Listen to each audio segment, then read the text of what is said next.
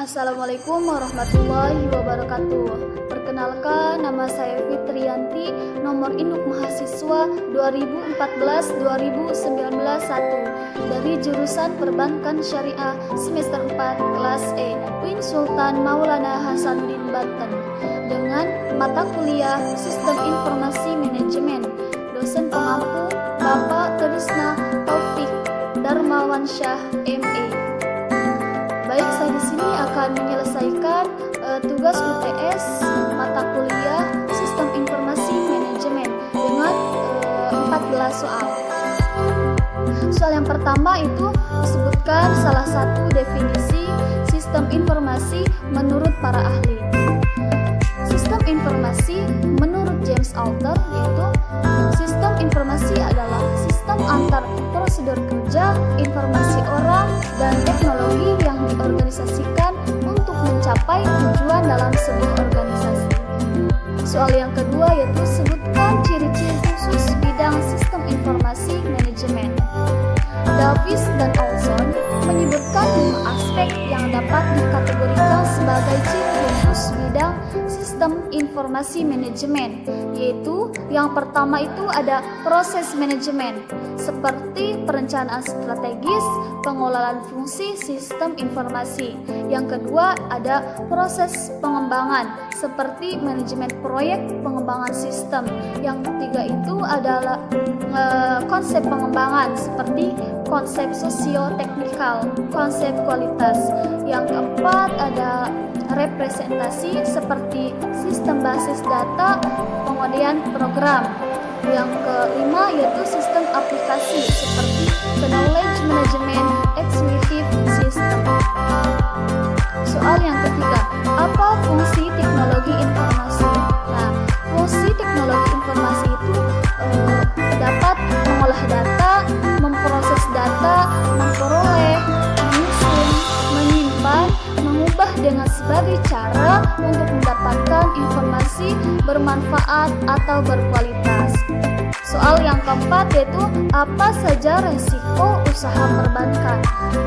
Risiko usaha perbankan yang pertama itu ada resiko kredit, yang kedua resiko ekonomi, yang ketiga resiko perubahan kebijakan pemerintah, yang keempat resiko likuiditas, yang kelima resiko operasional, yang keenam itu ada resiko persaingan, yang ketujuh resiko tidak kecukupan modal, yang kedelapan itu resiko valuta asing, dan yang kesembilan yaitu resiko teknologi.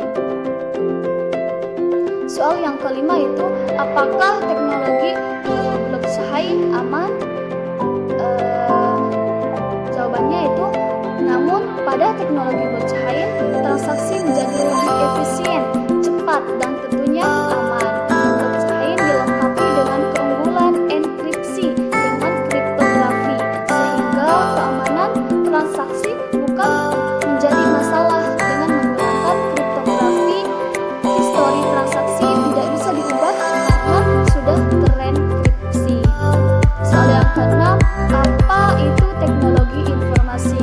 Nah, teknologi informasi merupakan teknologi yang digunakan untuk mengolah data, termasuk memperoleh, mendapatkan, menyusun, menyimpan, memanipulasi data dalam berbagai cara untuk menghasilkan informasi yang berkualitas, yaitu informasi yang relevan, akurat, dan tepat waktu yang digunakan untuk keperluan pribadi, bisnis, dan pemerintahan, dan merupakan informasi yang strategis untuk pengambilan keputusan.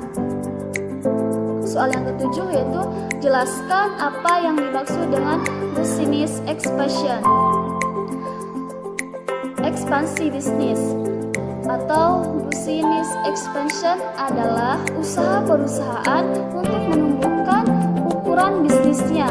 Itu bertujuan untuk meningkatkan skala operasi sehingga perusahaan dapat menghasilkan lebih banyak uang untuk pemegang saham perusahaan. Soal yang ke-8 yaitu jelaskan secara singkat perkembangan teknologi informasi di dunia perbankan. Nah, pada awalnya dunia perbankan hanya sebagai jasa tempat penukaran uang yang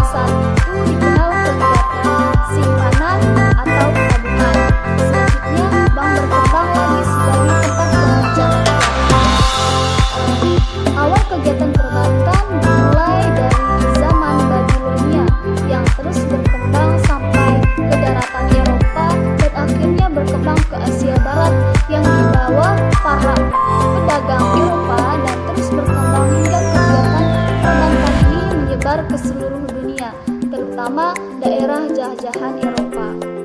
Dengan majunya teknologi di dunia transaksi, perbankan mulai menggunakan teknologi berbasis komputer untuk mempermudah transaksi dengan nasabah. Teknologi berbasis komputer ini memungkinkan nasabah untuk mengakses bank melalui internet dan telepon genggam. Selanjutnya yaitu soal yang ke-9, sebutkan ciri-ciri informasi dan keterkaitan teknologi komunikasi perbankan. Menurut Denny Dermawan, menjelaskan 6 ciri dari informasi yang bisa memberikan makna dari pengguna. Di antaranya, yang pertama itu amount of information atau kualitas informasi. Yang kedua ada quality of information atau kualitas informasi. Yang ketiga, recency of information atau informasi aktual. Yang kelima, relevance of information atau informasi yang relevan atau sesuai. Yang kelima yaitu accuracy of information atau ketepatan informasi.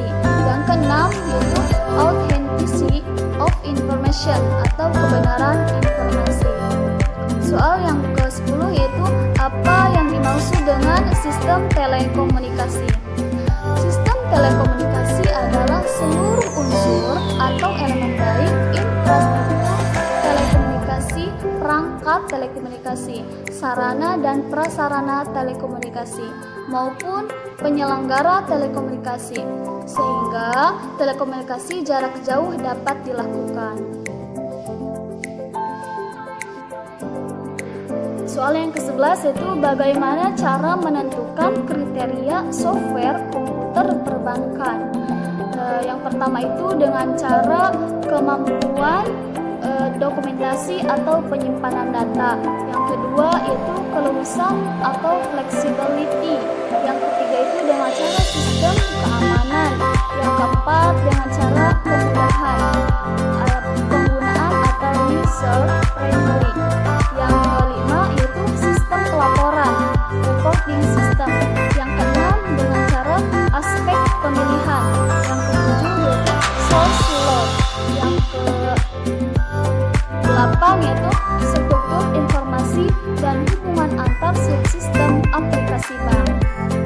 Soal yang ke-12 yaitu sebutkan peralatan-peralatan yang ada dalam suatu jaringan komputer. Yang pertama itu ada terminal. Yang kedua ada network interface card atau NEC. Yang ketiga hub atau kontrator. Yang keempat ada bridge. Yang kelima ada switch. Yang keenam ada cluster control unit. Yang keenam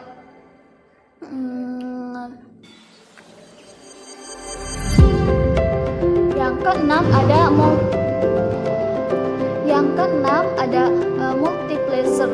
Yang ketujuh ada front end processor. Yang ke-8 ada host. Yang ke-9 ada router. Yang ke-10 ada router. Yang ke-11 ada gateway. Dan yang terakhir yang ke-12 ada modem. Selanjutnya soal yang ke-13 yaitu jelaskan tentang sistem aplikasi general ledger.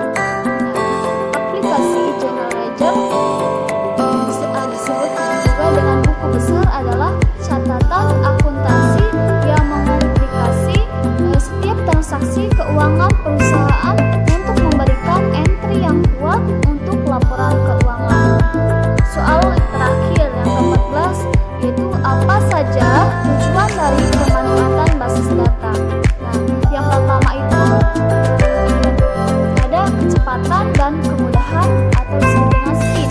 Yang kedua adalah efisien ruang penyimpanan atau space. Yang ketiga ada keakuratan atau asurasi. Yang ketiga ada keamanan atau security. Yang kelima ada terpeliharanya keselarasan data atau disebut dengan konsisten. Yang ke-6 ada data dapat dipakai secara bersama atau shared. Yang ke-7 ada dapat diterapkan standarisasi atau